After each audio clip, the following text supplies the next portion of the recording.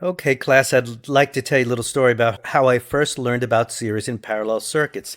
I actually learned about these circuits before I even heard the words series and parallel. Let me take you back for a second to a time when I was about your age, well, no, a lot younger, and my biggest concern around the holidays was whether or not I'd get that new Hot Wheels track with the triple loop. But every December, without fail, there was another tradition in our house, one that sparked more frustration than festive cheer: the great Christmas light debacle.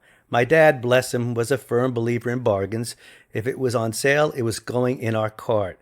And every year he bought the same cheap string of Christmas lights. You know, the kind, 10,000 bulbs, $4.99, suspicious packaging that just says holiday lights, trust us. We'd unwrap them, untangle them, hang them up, plug them in, and they'd light up beautifully until I or one of my siblings accidentally stepped on one of the bulbs. Just one bulb.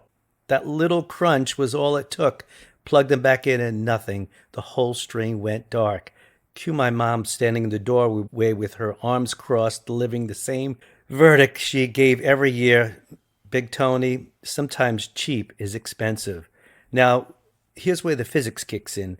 Those lights were wired in series. In a series circuit, the electric current has only one path to follow. It moves from the power source through each bulb in turn.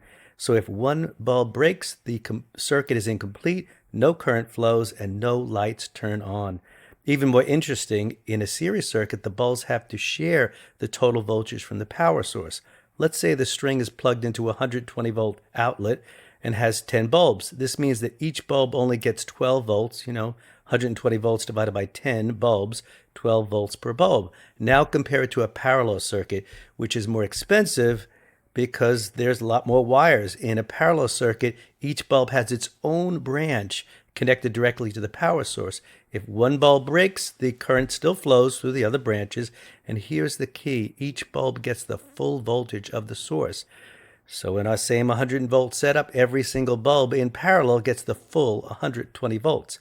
So not only do parallel circuits keep the rest of the lights working when one breaks, they also make each bulb shine brighter because they're not sharing the voltage like the series circuit.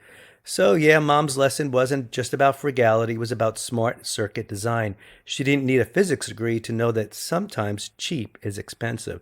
And that's why these days my tree has lights that actually stay on, because I finally listened to my mom and a little bit of Ohm's law.